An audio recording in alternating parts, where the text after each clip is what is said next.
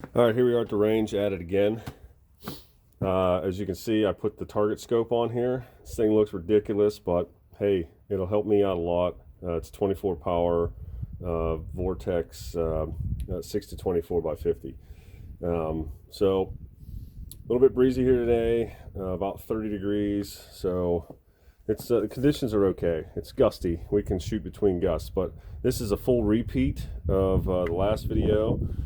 These are 68 grain boat tail hollow points, loaded with Varget, 24 grains to 24.9 grains in 0.25 grain increments. And I'm going for 5-shot groups this time just because, what the heck, why not? Chronograph the whole thing and measure the groups, look at the data. So this should be a good one.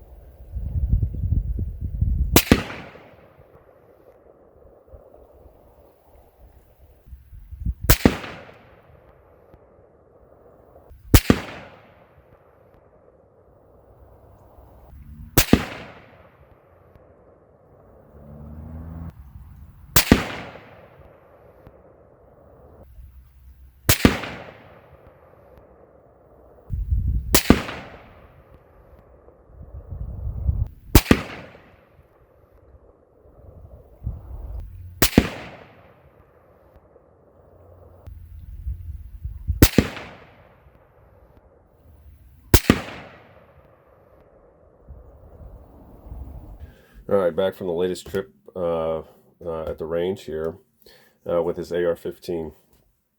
So let's just review kind of the groups here. So the 24 grains of Varget. This is a 1.16 inch group.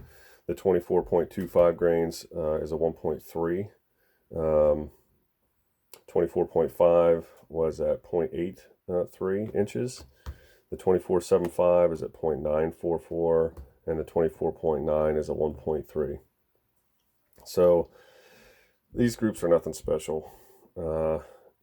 Honestly, there are some signs of life as we kind of get into the more pressurized side of things. We got basically 4 shots all touching here in a flyer. We got 4 shots, basically in one ragged hole in a flyer.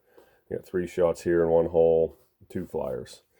Normally what I would do in this situation is start playing around with seating depth. If your throat starts to wear out a little bit, you need to adjust your seating depth. Or if you're, just not seated properly, you get these weirdo, these rando flyers that kind of happen.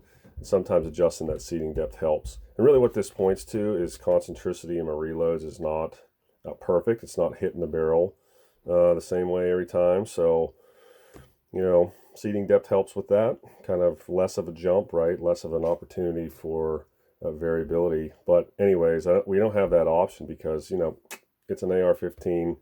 The things have to fit in the stupid mag. So not a lot of options there.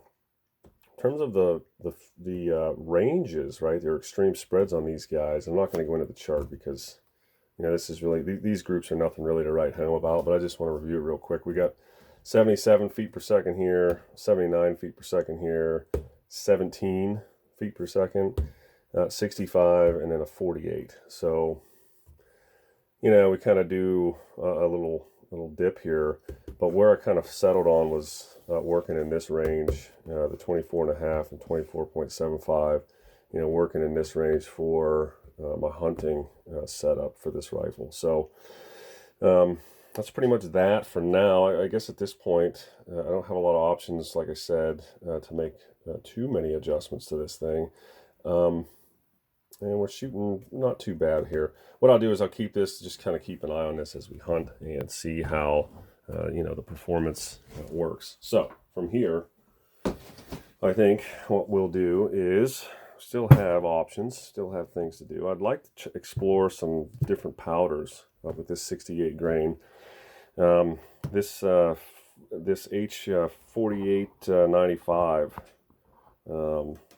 is a extreme powder, so I like that because of its temperature insensitivity.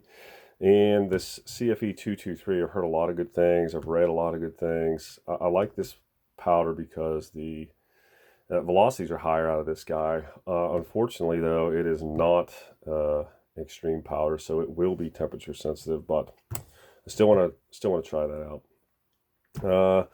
I am going to, I think I'm going to play around some more with 55s. I got some 60s coming. I got this old box of Nosler 50 grain that I'm just going to run through this thing too, just make some kind of plinking rounds.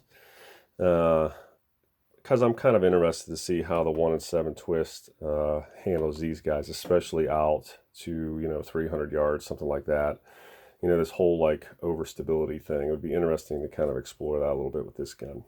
Anyways, next couple videos will either have something to do with this type of setup, something in here I don't know yet, or going back to the 243, which I've kind of started a little series on that, and I just will continue with that one. So stay tuned.